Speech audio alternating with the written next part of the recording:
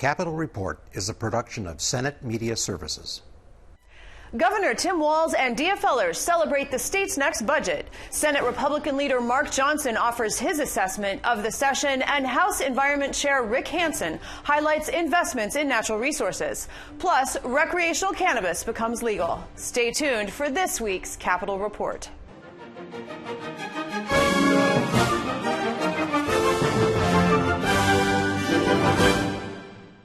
Welcome to this week's program. I'm Shannon Loehrke. The state of Minnesota has a budget for the next 2 years. Governor Tim Walz, DFL lawmakers, and supporters gathered in front of the state capitol for a ceremonial bill signing to mark the accomplishment. Those voters in this democracy chose people who they felt exercised wise judgment, compassion, reflected their own lived experiences, and chose hardworking people to come to the Capitol to not use talking points, to not try and demonize others, but to dig deep into the things that could improve people's lives. We talked about in Minnesota, the Minnesota Miracle in 1973, almost 50 years ago to the day. And it was really focused on making sure education and our littlest Minnesotans were taken care of. It transformed an agrarian, cold agrarian state into a leader in innovation, and it brought living standards up. It brought life expectancies up to near the top. It brought happiness levels up to near the top. What we're doing today, and I've heard people say, and we'll figure out how they're going to name it, but if this is Minnesota Miracle 2.0, the difference between then and now is we're saying today we're leaving no one behind. We're leaving no one behind. And I want to make sure that we tell this story, that there are folks who have been coming here year after year, cycle after cycle, demanding that we take care of our children, demanding that we fund our schools, demanding that we ensure that we have the right to make our own decisions about what happens to our own bodies. So it's not simply that a magic wand was waved and all of these things happened. That is an illusion. It's the same as saying that one day Rosa Parks simply was tired. There were decades, there were years of planning and organizing and infrastructure that was built. And many of those leaders who are on the front lines of this organizing work then getting elected to implement these laws. Minnesotans told us they were tired of gridlock and inaction, and they wanted leaders who would get things done. We listened. We told Minnesotans that if they elected a new Senate DFL majority, we would be ready starting on day one. And we would be ready to work with them, with our House colleagues, and with Governor Walz to break through the gridlock and pass legislation to improve their lives. I believe as the governor signs these budget bills today, we delivered on that promise to listen and lead. Last November, Minnesotans entrusted DFLers with full control of Minnesota government. They were clear that they wanted to see action. They wanted us to invest in public education, make health care more affordable, and build an economy that works better for everyone. Minnesotans were absolutely clear they wanted us to protect reproductive freedom, take climate action, address gun violence, and strengthen our democracy. Thanks to their voices, this legislature made historic and transformational strides in all of those areas that will make a positive difference in Minnesotans' lives for generations to come.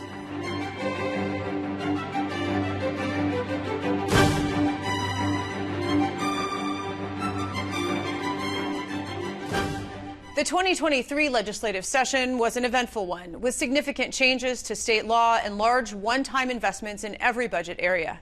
Joining me to provide his perspective on all that happened is Senate Minority Leader Mark Johnson. Thanks for being here. Hey, great to be here. You can tell it's the end of session. I don't have a suit coat on or a tie, so you're a little casual. Interim wear. Interim wear. Yes. That's exactly it.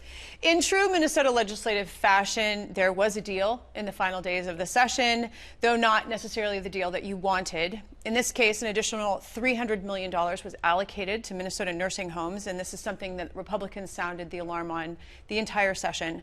How far will this money go in alleviating that crisis? Yeah, this is something that we really fought for. You know, we had a number of conditions that we were looking for on the bonding bill, but at the end of the day, the governor cut out $100 million for nursing homes. Then there was a loan program that was proposed as well for nursing homes, which didn't do anything. They're already drowning in debt, their reserves are gone, a loan is not going to help. So we fought really hard, finally got $300 million for them. I think it'll stabilize. Based on our payment systems here, we looked at a number of different ways that we could do this, and this really looked to be the best way of stabilizing nursing homes. I had 2 in my district that shut down, and I'm not the only one. We have other senators that had similar situations. We just want to make sure that those institutions are still able to care for those in our community that really need the help, and so I'm confident that this will help out those organizations. The money for nursing homes was in exchange for the votes that the DFL majority needed to pass a bonding bill. Thanks to this deal, now the state will spend $2.6 billion in cash and general obligation bonds on capital improvement projects all across the state. So in the end, is this a good deal for Minnesota? Yeah, I think when you look back, there hasn't been a bonding bill for a number of years now. So, you know, I worry about the debt service payments and what that's going to do to Minnesota credit. But when you look right now, we're down on the debt service payments. We have room there to do some capacity to do it. And plus our communities are really crying out for wastewater, for infrastructure on roads and bridges. Those sorts of things are really we needed. There's airport infrastructure in there as well, connecting our communities both in our state, regionally, and nationally. So I think overall that was good spending. Now, when you look at some of the priorities that the Democrats put on, part of that an additional cash bill that they had that was voted on the side that didn't have any Republican support was a bill that really did a lot for private entities, that work around the Twin Cities that I think was fairly questionable to our caucus. But the overall bonding aspect was really focused on the infrastructure that we need to focus on in this state. You and other Republicans pointed out repeatedly that the DFL majority is a slim one and that 48% of Minnesota voters supported Republican candidates. With the exception of the bonding bill, the majority decides. Did the DFL majority do enough, in your view, to consider the interests of all of Minnesota? Yeah, so that's a great question. We've been pointing this out all session long. Was, typically you have a lot of bipartisan work. If I came into the Senate in 2016, first session was 2017, and you had a lot of folks who would cross the aisle and we'd talk about issues and temper expectations on both sides. And it really was kind of the collegial body that the Senate's known for. This year, it just amazed me that the DFL went into the corner, on every issue from gun rights to women's health to the clean energy. They completely partisan approach to it. Whereas they weren't even talking with us on, well, how can we get your votes? What would make this better? What do you disagree on? And what can we improve on this bill, which is foreign to what the Senate should be.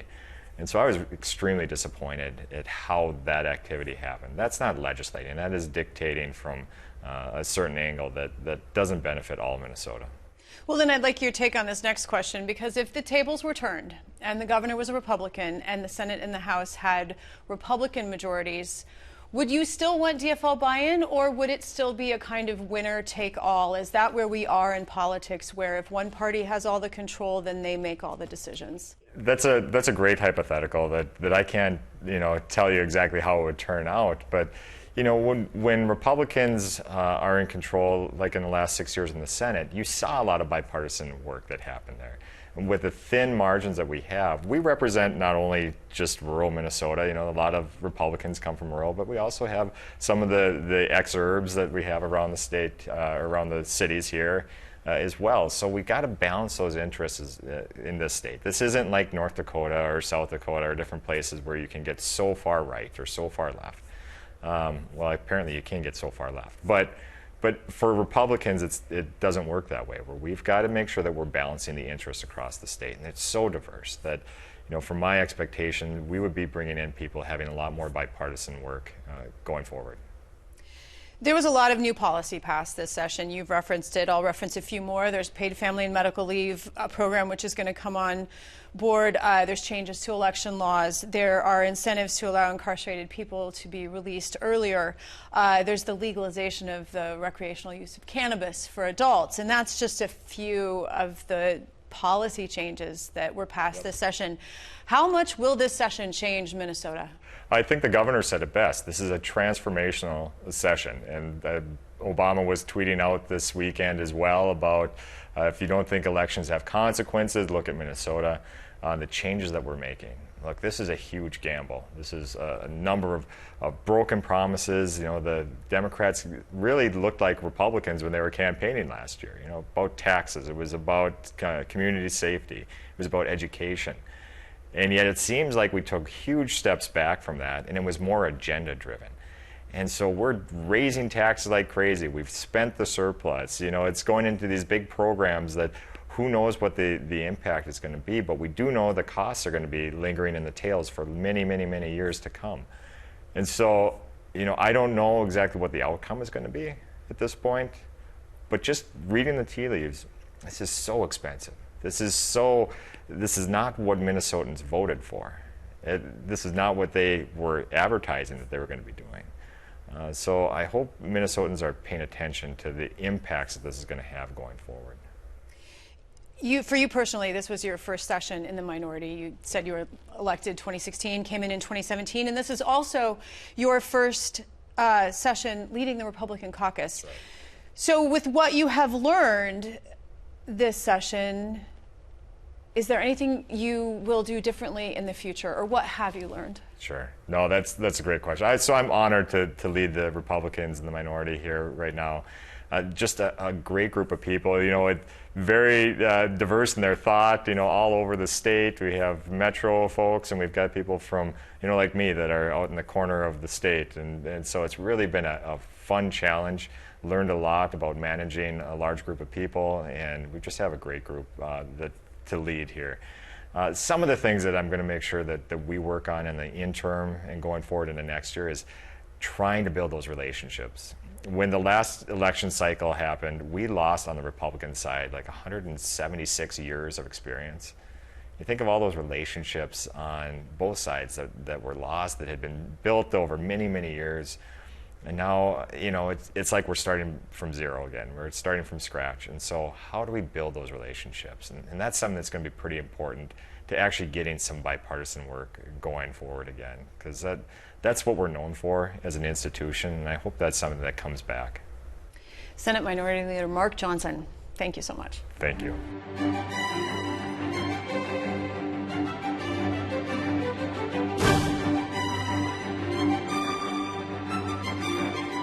Minnesota has become the 23rd state to legalize the recreational use of cannabis by adults. This week, Governor Tim Walz signed the bill into law in a very crowded Capitol reception room. In just a moment, we are going to sign the legislation to make recreational and adult use cannabis available in Minnesota. We will become, I believe, the 23rd state. The 11th other states have homegrown cannabis. But this has been a long journey with a lot of folks involved. What we know right now is prohibition does not work. We've criminalized a lot of folks who are going to start the expungement process on those records. We have a situation where buying cannabis on the streets is dangerous, with the things from fentanyl to xylazine to the other things we're starting to see show up. If we could have solved any of the concerns people had with cannabis through prohibition, we would have done it any time over the last 50 years. It doesn't work. I'm really proud that Minnesota is taking a step forward and trying something new. And we're trying it in a way that is unique to Minnesota, that really delves into the realities of Minnesota, that looks at entrepreneurial spirit, that looks at reinvesting in communities that have been harmed, and most importantly, that puts front and center in this legislation the expungement piece to make sure that we are undoing some of the harm that we have done as a state through the prohibition of cannabis. I was asked this morning by a reporter, why did you take on this issue? And the answer is, it was the issue that I was hearing about from my constituents more than anything else when I was out door knocking. People would say, it's time, let's do this. Our current laws are doing more harm than good. This is a huge day in our family's life because prohibition will now end. It's gone on longer than I've been alive. The prohibition of a plant made by God. Well, now we were always told everything was here for us to use. Now in Minnesota, we will be able to use this plant. After years of prohibition, we didn't want any families to go through what the First Lady and I went through. We don't want anyone to have to ever do that in Minnesota. Now, today, they will never have to, because prohibition will end today on cannabis. And I guess I'll finish by saying, for me personally, it's very wonderful to see a dream of yours over 20 years ago finally happen today, and I'm still alive to see it. There you go.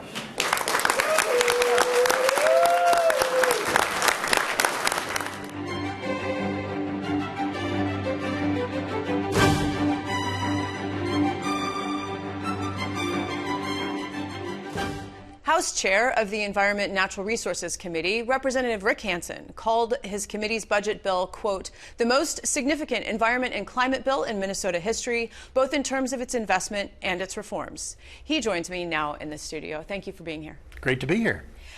Each fall, the Department of Natural Resources Commissioner Sarah Strawman comes on the program, and last year she spoke about the dire need for additional funding for Minnesota's state parks and natural resources. This budget directs some of the budget surplus to natural resources, and increases in user fees were left out. That was one thing that was considered. What kind of improvements with this investment can Minnesotans begin to see in our state parks in terms of improvements? Well, I think a few things you're going to see is improved boat accesses. We have, a lot of infrastructure is, it seems like it was built yesterday, but it may be 30, 40, 50, 80 years ago. So boat accesses, improvements at state parks, a lot of tree planting is going to occur. I mean, you're going to start to see actual things on DNR property, which is actually all of our property, improving our assets. So we put more money into the boat accesses. We did increase the watercraft surcharge, but not the state park fees and not the fishing licenses. So there's going to be improvements in fish hatcheries. You're going to see improvements in the tree nursery at Bedora, again, to help out with the tree planting that we're going to need. So those are some immediate things. Hopefully this fall you'll start to see some of that occurring.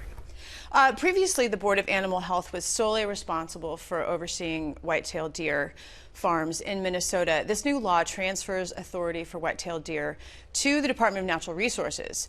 Other changes are fencing requirements for deer farms and also a ban on new deer farms. How will these things impact the spread of chronic wasting disease?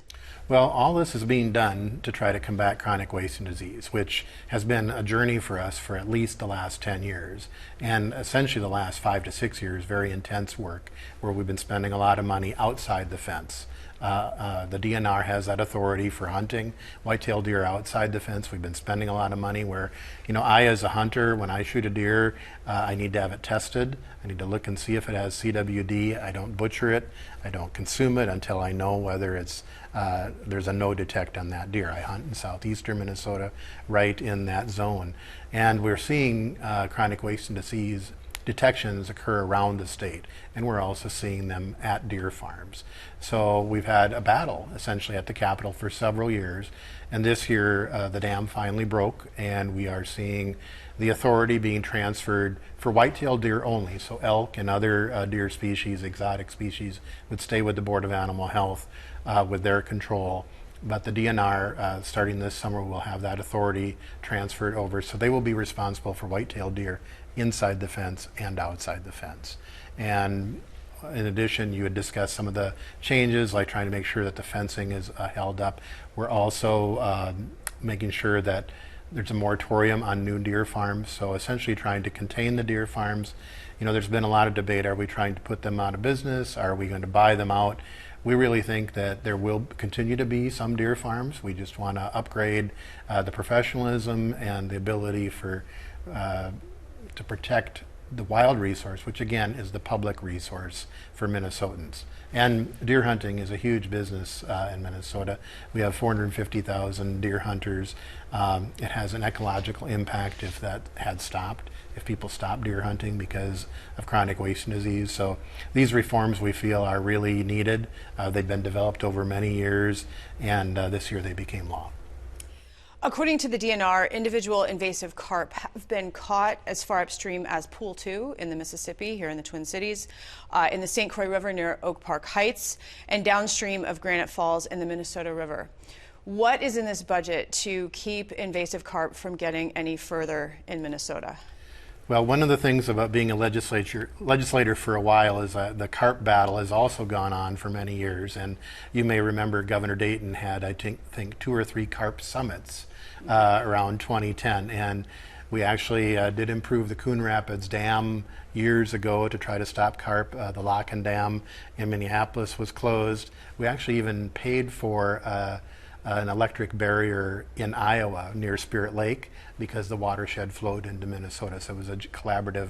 All those things happened 10, 15 years ago. But the carp don't know about those. I mean, they keep coming. They're not reading about it. And so in this bill, we have looking at more studies to try to look at on some of the locks on the Mississippi, if there could be an acoustic barrier, if there could be other types of deterrents that are going on. There were proposals for building a barrier. We didn't go that far, but there is money in there to try to look at that. In addition, we put $3 million into the Aquatic Invasive Species Center at the University of Minnesota to try to take some of the research that they've been doing out into the field. They call it the Labs to Lakes proposal for aquatic invasive species. So this is one of these journeys that we're going to be on for many years. The impact on the fisheries and again on tourism, if the carp keep coming north, is dramatic. So there's going to be activity every year, I think, for probably the rest of our lives. This bill, beginning as early as January 1st, 2025, would either completely ban or require disclosure of the use of the synthetic chemicals that are known as PFAS or forever chemicals. These chemicals are found in cleaners, textiles, leather, paper, paints, firefighting foam, wire insulation. Why is it important that Minnesota stop or at least disclose the use of these products? Well, PFAS products were created here. We started it, and I think it's appropriate for us to try to respond and try to limit them either by banning them or restricting them, and we do that. I mean, it's in dental floss, it's in cosmetics, it's in menstrual products, it's in cookware. This stuff is everywhere, and it's in us. And it's a forever chemical. And there are various products, various chemistries of PFAS. You change the branches on that chemistry, and it's still just another branch of a polyfluorinated alkaline substance. And so we took a comprehensive approach banning some of those products where they're intentionally added. We also discovered during this that there was PFAS in pesticides. So the ag department has gotten involved because if you're spreading the pesticides for weed control and there's PFAS in it, and we're banning it in dental floss, we're banning it elsewhere, we have to restrict the use.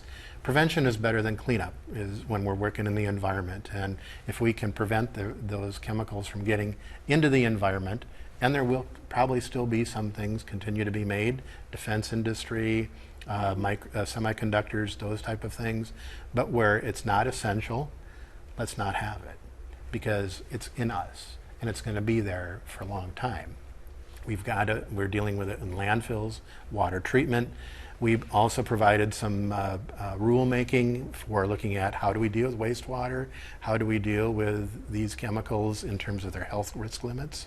So the federal government's acting, how do we act, and how do we react, and how do we partner to work with this? I'm on the bonding committee, we're seeing city after city come to us and say, we've got to get the PFAS out of our wastewater. Well, the best way to get the PFAS out of our wastewater is not to get it in the water and not to get it in us. So this bill goes a long way to that. It's very comprehensive, a lot of work to be done. The PCA says they can do it. we look forward to working with them to do that. There is so much in this bill, and I wish we had time to talk about more of it. There's things about turtles and rough fish and the Upper Sioux agency transfer. But at this point, we're going to have to stop here. And I want to thank you so much for taking the time today. Sure. Thank you.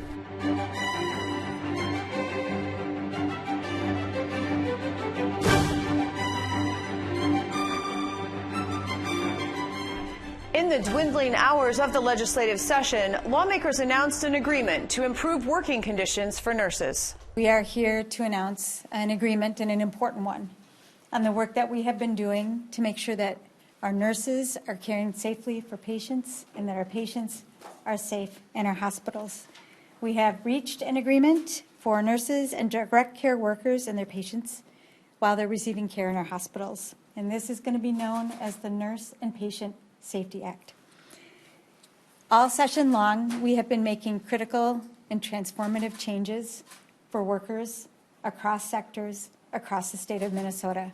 And tonight we're adding registered nurses and direct care workers to those accomplishments. And this is, as I have said before, a big damned deal. We came to this session, of course, as you know, fighting for our efforts to keep nurses at the bedside. We came here for that. We didn't get everything that we wanted. We're not going to get everything that we need.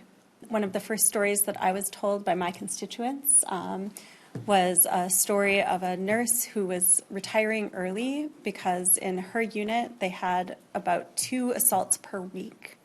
Workplace violence in hospitals is a very serious issue, and we are addressing it with this nation-leading legislation. But we are disappointed that we couldn't pass the entire Keeping Nurses at the Bedside Act. We came here to pass the Keeping Nurses at the Bedside Act because of the power and influence of corporate healthcare executives. That bill has died. And I'm heartbroken. For those nurses who choose to stay at the bedside, though, the language in this agreement will help them to feel safe in their jobs.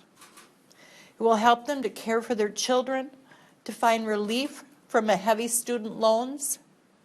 It will meaningfully improve the lives and the work of those nurses who choose to stay in our profession. The strong protections against the workplace violence are especially critical. This is some of the strongest language in our country as far as workplace violence protections, and it will be a godsend to many of our nurses on the most understaffed floors.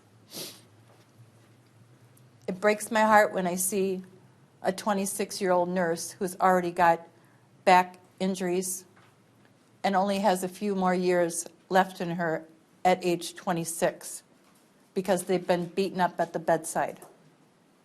This language will help to hopefully put a stop to that kind of thing.